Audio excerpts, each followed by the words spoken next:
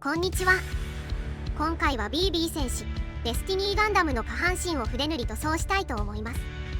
まずはタミヤのナトーブラックを腰パーツの裏側に塗装していきます。この塗装はパーツの奥行きや立体感を出すことが目的です。黒の塗料をベタ塗りするだけなのでぜひやっておきたい塗装ですね。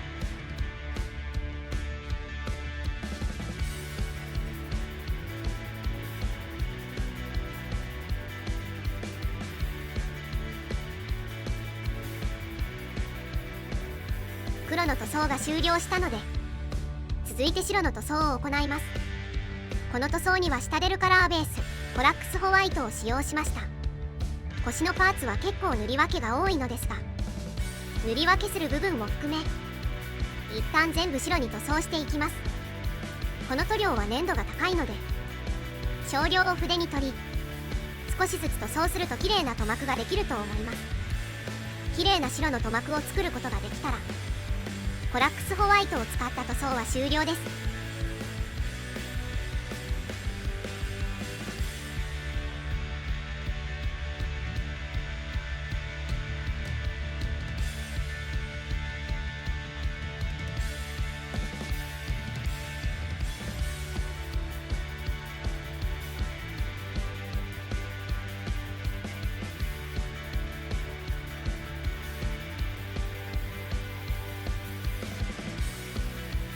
続いてクレオスのガンダムブルーを使用して細かい部分に色を塗っていきます。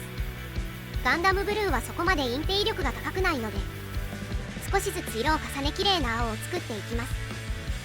一度で色を塗り切ろうとすると塗膜が厚ぼったくなるので注意が必要です。色ムラなく青を塗装することができたらガンダムブルーを使った塗装は終了です。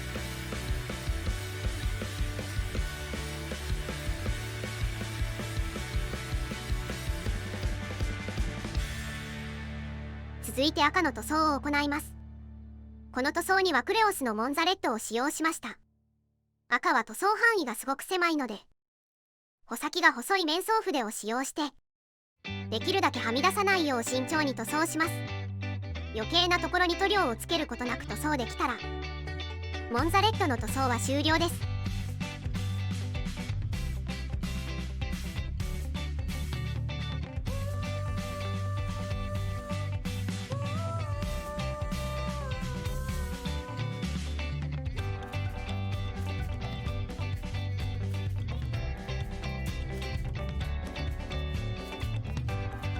続いてナトーブラックを使用してパーツの塗り分けを行います。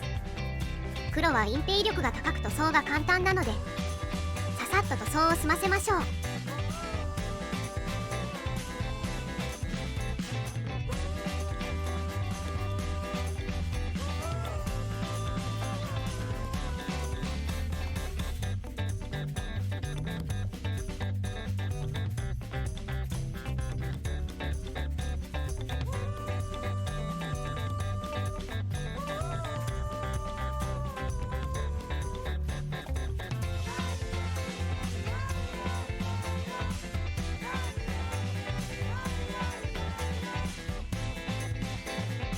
黒の塗装が終わったのですが少しはみ出たところがあるのでコラックスホワイトを使用してリタッチをします。黒の上に明るい色を塗装してもなかなか発色してくれないのでこの白のリタッチはやっておいた方が良いですね。リタッチが終わったらモンザレットを腰のバーニア部分に塗装していきます。リタッチをしたおかげで綺麗な赤色を塗ることができるようになりました。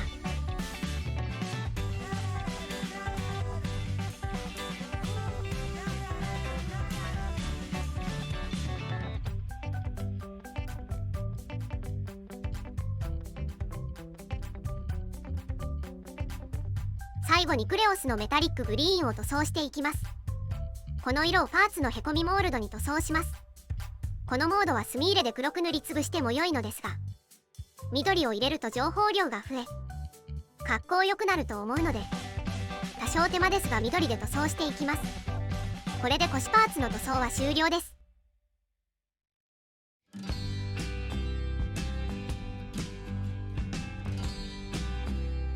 続いて側部の塗装を行います。まずはモンザレットをパーツに塗装していきます。足の裏はあまり見えない部分なので割と適当に塗装しても良い感じ。側面は比較的丁寧に色ムラが出ないように塗装していきます。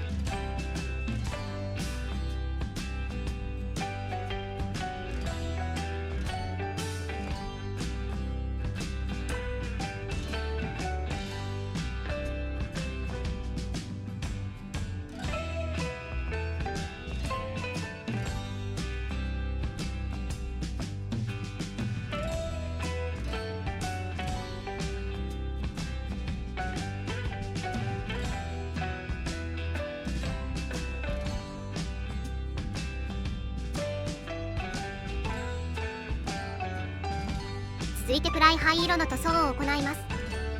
この塗装にはタミヤのジャーマングレイを使用しました。足パーツの隙間という細かい部分の塗装ですが忘れずにしっかり塗装していきましょう。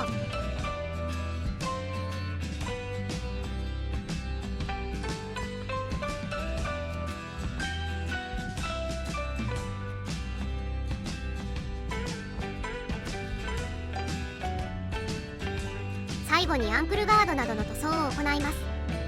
塗装工程はこれまでと同じなので割愛します。すべてをパーツをきれいに塗装することができたらデスティニーガンダム下半身の塗装作業は完了です。